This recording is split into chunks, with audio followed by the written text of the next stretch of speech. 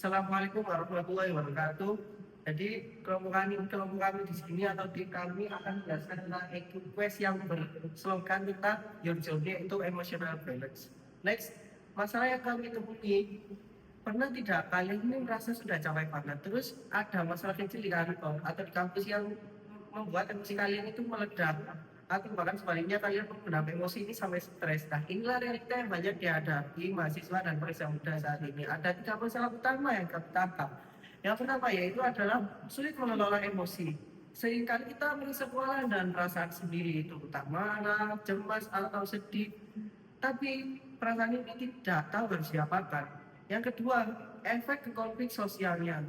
Karena emosi yang tidak stabil ini, komunikasi kita dengan teman atau rekan kerja tadi jadi berantakan dan ujung-ujungnya tingkat stres kita ini makin tinggi.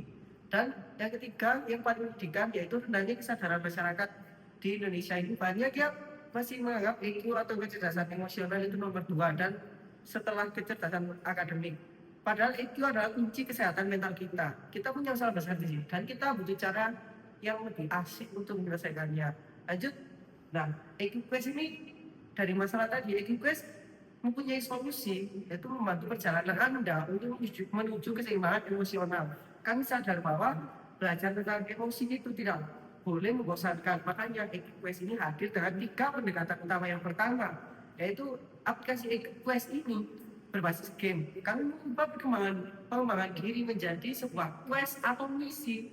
Jadi kalian tidak sedang merasa belajar, melainkan sedang merasa bermain. Yang kedua ada simulasi sosial. Di sini pengguna bisa berlatih menghadapi skenario nyata, misalnya bagaimana merespon chat teman yang menyebalkan dalam lingkungan yang aman secara digital. Yang ketiga ada tracking emosi. Kami menyediakan fitur untuk melacak perkembangan EQ kalian secara rutin sehingga kalian bisa melihat sejauh mana kalian ini berkembang setiap harinya. Singkatnya, EQ Quest ini adalah teman perjalanan kalian untuk menjadi pribadi yang lebih tenang, empati, dan tangguh secara emosional.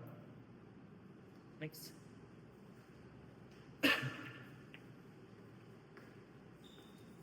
Baik, next. Saya akan menjelaskan tentang apa sih itu EQQuest. Nah, EQQuest itu adalah aplikasi pembelajaran emotional intelligence atau kecerdasan emosional yang dikemas dalam bentuk game. Aplikasi ini membantu pengguna untuk mengenal, mengelola, mengembangkan emosi melalui misi harian, simulasi sosial, serta pemantauan perkembangan emosi. Oke, sekarang mari kita lihat apa sih fitur-fitur utama yang ada dalam EQuest ini. Fitur yang pertama adalah Daily Quest. Daily Quest ini setiap harinya setiap user akan mendapatkan misi yang dipersonalisasi sesuai dengan kebutuhan EQ mereka. Misalnya, kalau hasil tracking menunjukkan user kesulitan mengenali emosinya, questnya bisa seperti hari ini coba identifikasi 3 emosi yang kamu rasakan dan catat apa yang menjadi pemicunya. Tujuannya adalah membentuk habit positif dalam mengelola emosi. Karena kita tahu perubahan yang berkelanjutan itu datang dari kebiasaan kecil yang konsisten. Dengan konsep gamifikasi, proses belajar menjadi lebih menarik karena pengguna merasa seperti sedang bermain game, bukan sedang belajar secara formal. Fitur ini bertujuan untuk membentuk kebiasaan positif dalam mengelola emosi secara konsisten. Oke, kasih. Lanjut ke fitur-fitur berikutnya yang tak kalah penting. Dan yang ketiga adalah storybook. Storybook ini adalah simulasi situasi sosial yang realistis. Jadi user akan dihadapkan pada berbagai skenario yang mungkin mereka alami di kehidupan nyata mereka. Contohnya seperti konflik dengan teman yang salah paham, tekanan deadline di tempat kerja atau kuliah, atau situasi keluarga yang emosional. Di setiap situasi, user bisa memilih berbagai respon dan mereka akan melihat konsekuensinya. Yang menarik adalah mereka bisa belajar dari kesalahan tanpa resiko di dunia nyata. Jadi misalnya pilih respon yang kurang tepat, mereka bisa langsung lihat dampaknya terus bisa meretri dengan pendekatan yang berbeda. Ini adalah cara safe space untuk eksperimen dan belajar. Fitur keempat adalah progress tracker. Progress tracker ini adalah dashboard visualisasi yang menunjukkan perkembangan EQ user dari waktu ke waktu. User bisa melihat skor EQ mereka di berbagai dimensi, terus bisa melihat grafik perkembangan bulanan, dan area mana yang sudah bagus dan mana yang masih perlu ditingkatkan. Dengan tracking yang jelas, user jadi lebih aware dan motivated untuk terus berkembang karena mereka bisa lihat bukti nyata bahwa usaha mereka itu ada hasilnya. Fitur kelima adalah profile and avatar. User bisa personalisasi profil dan avatar mereka. Yang unik adalah avatar mereka berkembang seiring dengan progres IQ mereka. Jadi semakin tinggi level IQ-nya, semakin keren avatarnya. Ini menambah stage of assessment dan membuat journey IQ jadi lebih personal dan meaningful. Jadi kalau kita lihat, semua fitur ini dirancang untuk saling melengkapi. Daily quest untuk konsistensi, storyboard untuk praktik, progress tracker untuk awareness, gamifikasi untuk motivasi, dan profile untuk personalisasi. Ini adalah ekosistem yang kita bikin untuk pembelajaran IQ yang lebih komprehensif dari belajar teori, praktik langsung, sampai tracking progres jangka panjang. Terima kasih.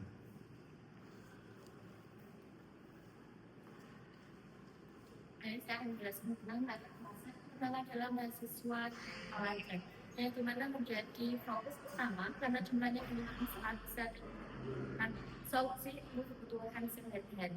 Yang kedua adalah pekerja muda karena mereka memiliki daya beli lebih tinggi dan mengeluarkan uang untuk meningkatkan produktivitas kerja. Yang nomor tiga adalah kampus dan perusahaan B2B di mana satu kontrak bisa mencakup ribuan pengguna sekaligus dan menghasilkan revenue yang jauh lebih besar dibandingkan di penjualan individu. Yang kedua adalah model bisnis. Yang pertama adalah strategi freemium dan premium, menarik user dengan versi gratis lalu mengkonversi menjadi mereka menjadi pelanggan berbayar untuk fitur lengkap. Yang kedua adalah kerjasama B2B dengan institusi menciptakan pendapatan stabil melalui kontrak jangka panjang. Yang nomor tiga adalah program CSR dan sponsorship yang ingin beriklan atau berkontribusi sosial. Nomor empat adalah in-app purchase yang memberikan opsi bagi user untuk membeli konten premium seperti template, course tanpa harus berlangganan penuh dan menciptakan aliran transaksi mikro yang sangat konsisten. Terima kasih.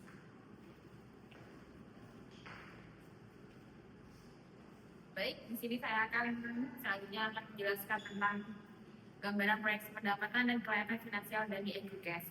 Nah, pada tahun pertama, Educast itu diproyeksikan memperoleh pendapatan sekitar 429 juta rupiah. Pendapatan itu berasal dari kombinasi fitur premium dan freemium, kemudian kerjasama B2B dengan kampus dan perusahaan, program CSR dan sponsor edukasi, serta in-app purchase seperti Avatar dan Blitz. Nah, di tahap awal ini fokus utama perusahaan masih pada pengembangan produk, edukasi pasar, dan akuisisi pengguna. Nah, memasuki tahun ketiga, seiring dengan meningkatnya jumlah pengguna aktif, kerja sama institusi, serta kepercayaan pasar, pendapatan Educast itu diperkirakan meningkat signifikan hingga mencapai 974 juta rupiah per tahun. Pada fase ini, aplikasi sudah berada pada tahap growth dengan basis pengguna yang lebih stabil dan model bisnis yang semakin matang. Nah, pada tahun kelima, pendapatan perusahaan diproyeksikan mencapai sekitar 1,7 miliar rupiah. Peningkatan ini didorong oleh ekspansi kerjasama B2B, optimalisasi fitur premium, serta peningkatan nilai tambah layanan Educast.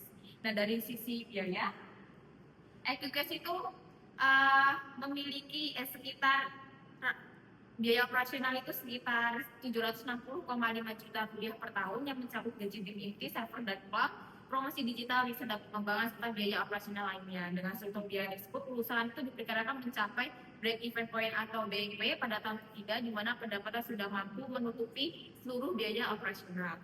Sementara itu, payback period diproyeksikan terjadi pada pertengahan tahun keempat yang menunjukkan bahwa bisnis ini tuh memiliki prospek finansial yang layak, berkelanjutan, dan menarik bagi investor.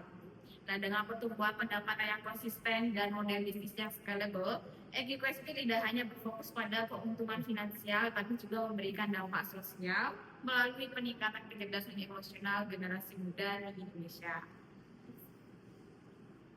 Jadi, tim kami itu terdiri dari 4 orang. Yang pertama ada Asra Nufrini, yaitu saya sendiri sebagai CEO. Kemudian ada Muhammad Satria dari Bantara sebagai CTO. Kemudian ada Aprianata Surya Pratama sebagai desainer. Kemudian ada saya Saporatika sebagai digital marketing specialist. Oke, baik, itu penjelasan tentang Educast. Untuk lebih lengkapnya bisa scan yang tertera. Dan terima kasih. Itulah penjelasan dari Educast dengan slogan Your Journey to Emotional Balance.